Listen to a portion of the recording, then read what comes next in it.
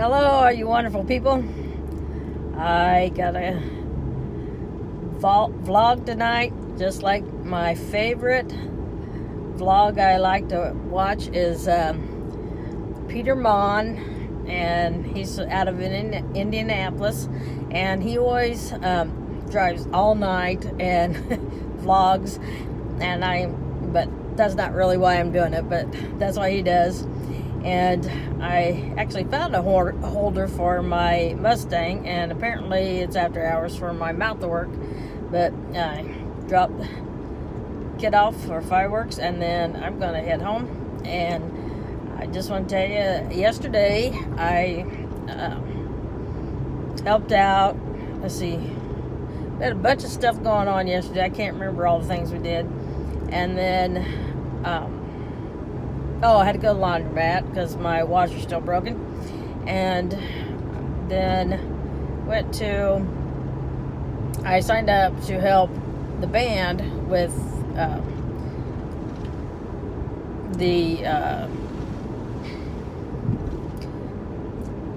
Lakeville Lions Club. Actually, I signed up to help the Lakeville Lions Club booth at the county fair. And I started getting nervous. My holder's really weird. I haven't quite figured it out yet. But I was nervous because I just didn't know how I was going to do. I made a point to tell them, let's do this. Let's hold it back like that. I made a point to tell them to not let me handle money. And one person knows everything, knows what's going on. So that helped to know that. And I got there, and they gave me an easy job, and so it was no big deal. I had to wash down tables and benches, seats where they were sitting, because it was a food.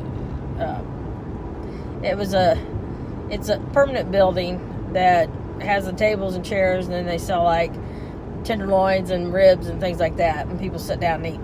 So anyway, so I was supposed to be cleaning that, and then when I would go in and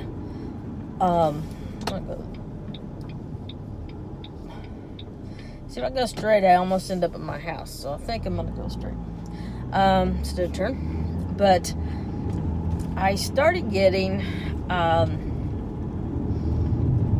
I felt myself getting kind of goofy and needing a rest. And then later on, I went in to change my water, and I was having a heck of a time figuring out how to turn on the hot and cold tap, which I had been doing anyway. And I was getting mixed up as to, I had to pour in a little detergent, and poured in some bleach, and we're gonna get off this road. Oh man, sorry about that. And when I started realizing that I couldn't figure out how to fill the buckets, that it was probably not a good idea for me to keep going for much longer, because I hadn't to drive home yet with Jesse, and I felt like I hadn't been there. I wasn't there very long. I started at I was supposed to start at 4:45. Family of raccoons, dear. 4:45, and we really didn't start till 5. And I was going to try to hold out to 7. And I was pushing, and finally I couldn't do it. And so they thought they were kind of hoping at first that I was just overheated, and I knew better. But I sat down and drank some water, and they put cold compress around my neck, or the one that knew what was going on did. Nobody else did. Nobody else was paying any attention. And I went into her, and she said, "How are you doing?" And I said, "I'm not going to make it. It's not going to happen." And so she said, "Well, let's get you cooled off first." So I got cooled off, and then I told her I was just going to go, because I just couldn't do it. And I'm disappointed in myself that I couldn't go longer. But at the same time, I know that, it's just the nature of the beast. That's the way it's going to be. It's going to be, it's progressive. It's just going to keep getting harder. It's not going to get easier. And so, anyway, so I couldn't remember, I had Jesse with me, thank goodness, because I could not remember when I walked out of the, we got bad roads. Our infrastructure has not been taken care of very well. I'm sorry. I don't know if I like this new holder or not, but I have to make do tonight. And, but I know it's a progressive disease and that things are going to get harder, but it was just, it's so hard to explain to people that don't understand it. The matter of turning on a faucet to get the right temperature and grabbing the rags and putting the rags in, and this, it was like, I can't even explain it. There was no sense to me how the order went or how to do this, and I'm trying to figure out how to get the water off because I forgot how to turn it off, and I'm the only one in this room that's doing this. And so I knew when it came to filling the buckets, when I couldn't do it, or I did it, but I was struggling big time to do it, that it was only going to get worse. So luckily Jesse was with me, and I know I'm repeating myself because that's what I do. So, I'm sorry, but this is the way it is. And we got ready to go, and we walked out of the booth, and I said, "Do you know which way to go?" Because I didn't know how to get out. I didn't know how to get out of the fair, and he did. So I followed him. Got my lights on bright, or turned it down. So he did, and we got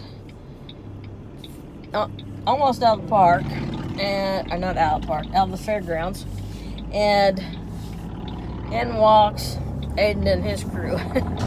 And he says, "Oh, good." And so I wasn't going to give him any more money. I'd already given him money, and there was some kind of mix-up, and he was supposed to get paid, but he hadn't got paid yet for some jobs he did up in South Bend before they came to the thing. And so then I decided to give him money. So Jesse ran money to him, and I sat down, and I'm just watching the character people do their thing, and I am just completely wiped out. So we start home, and Jesse's overheated too. He's fair-skinned and blue eyes just like me, and none of us handle the heat well. Randy probably does the best of all of us, but anyway, no, he doesn't like heat either. So we're all just a bunch of people that need to live in Alaska in the summertime. But anyway, we didn't feel like eating. It was just too hot to eat. It was just too hot to eat. And if you know what I mean, you don't have an appetite. All you want is something cool. And it was just the two of us, because Aiden was spending the night with a friend, and Randy was spending the night with a friend, so just the two of us. And I said, "Well, since it's the two of us, what do you want?" And he said, "I don't know. I don't really want anything." I said, "Well, I'm going to eat ice cream for dinner." And so we had ice cream for dinner, and it hit the spot. We cooled down, and then we both went to bed and slept like babies. And I wanted to sleep all day today, but other people did not have that in mind for me. I started getting calls at 10, so I managed to ward off having to actually get out of bed until 11. But I really wanted to sleep, and I'm not kidding. I wanted to sleep until 1 or 2 o'clock in the afternoon. That was my desire, because I was that wiped out. I finally hit bottom, and before I drove back from the fair, I made sure that I rested in the car and we cooled off, got the air conditioner going and cooled off a little bit. And then it started raining when we got home, so I actually went out and stood in the rain and got cooled off. Just didn't feel like he needed to do that. So, but I went to bed, and he went to bed, and it was such a nice, long, peaceful sleep. I am very happy to report got a good night's sleep, and that the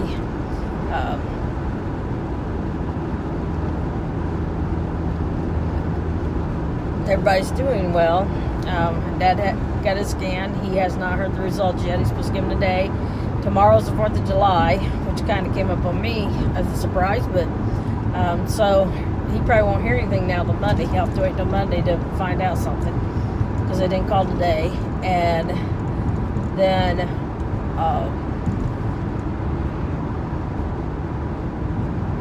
you know, I'm kind of upset about limitations, but that's, you know, to be expected. And the whole time I kept thinking of Peter, I can't think of his name right now, but he has Alzheimer's, and he lives in Britain, and they have a restaurant. I guess it was I don't know if it was a TV show, what it was. I'm not sure.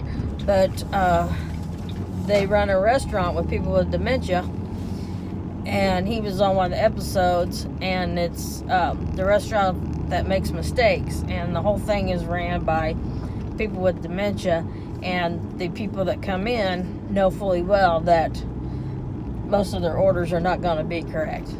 So I kept thinking about that the whole time I was struggling so hard to watch that table. I thought, oh my goodness, you know, it's such a challenge just to do everyday mundane things. It was repetitious. It was not hard labor. It was not heavy thinking. But it just was, you know, with the number of people that were there at the fair, the crowd, the noises, the heat, I guess. I don't know.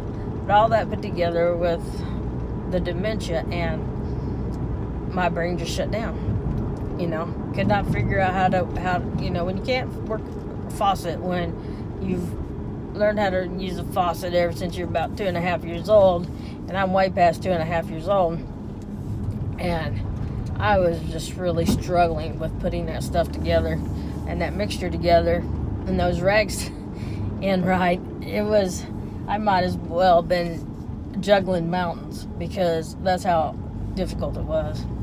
But I'm heading home. I'm almost into my driveway, and I am going to let you go because there's just, I said a storm coming, but it's not a storm, it's fireworks. And so I'm going to put the chickens to bed, and I'm going to put Lisa to bed, and we're going to call it a day. So live life to the fullest, live life with no regrets, and we'll see you next time. Bye-bye.